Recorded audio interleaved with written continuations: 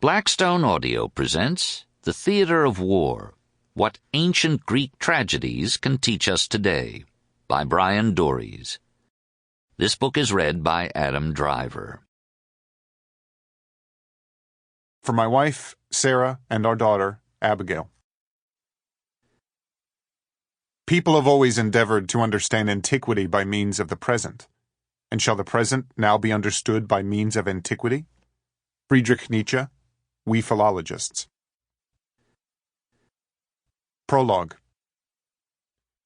Standing before a crowd of war-weary infantry soldiers after a reading of Sophocles' Ajax on a U.S. Army installation in southwestern Germany, I pose the following question. One that I have asked tens of thousands of service members and veterans on military bases all over the world. Why do you think Sophocles wrote this play? Ajax tells the story of a formidable Greek warrior who loses his friend, Achilles, in the 9th year of the Trojan War, falls into a depression, is passed over for the honor of inheriting Achilles' armor, and attempts to kill his commanding officers. Feeling betrayed and overcome with blind rage, Ajax slaughters a herd of cattle, mistaking them for his so-called enemies.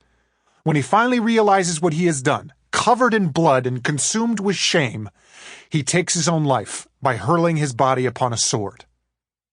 The play was written nearly 2,500 years ago by a Greek general and was performed in the center of Athens for thousands of citizen soldiers during a century in which the Athenians saw nearly 80 years of war. And yet, the story is as contemporary as this morning's news.